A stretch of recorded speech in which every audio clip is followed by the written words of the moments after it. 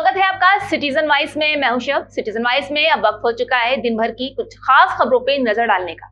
तो आइए देखते हैं क्या है आज की खास खबरों में। उत्तर प्रदेश के पूर्व मुख्यमंत्री और समाजवादी पार्टी अध्यक्ष अखिलेश यादव ने एक देश एक चुनाव बिल का करारा हमला बोला है।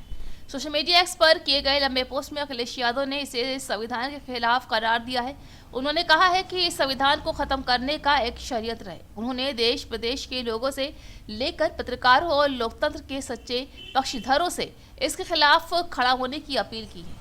आपको बता दें कि भी उन्होंने कहा है कि व्यक्तिगत स्तर पर एक का भाव अहंकार को जन्म देता है और सत्ता को तानाशाही बना देता है। सपा अध्यक्ष ने कहा कि एक देश एक चुनाव का फैसला सच्चे लोकतंत्र के लिए घातक साबित होगा।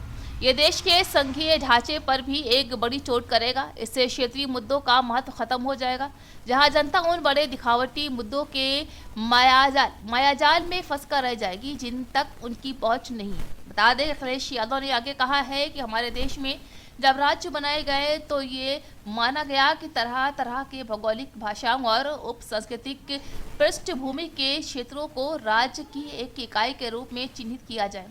इसके पीछे की सोच ये भी थी कि ऐसे क्षेत्रों की समस्याएं और अपेक्षाएं एक सी होती हैं।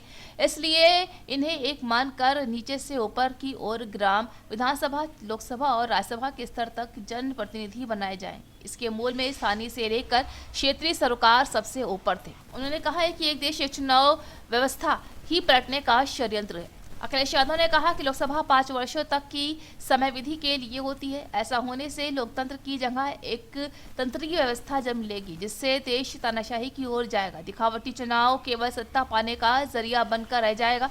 उन्होंने कहा है कि अगर भाजपाइयों को लगता है कि एक देश एक चुनाव अच्छी बात है तो फिर से देर किस बात की। केंद्र और सभी राज्यों की सरकारें भंग करके तुरंत चुनाव कराइए। दरअसल ये भी नारी शक्ति वंदन की तरह एक जुमला ही है।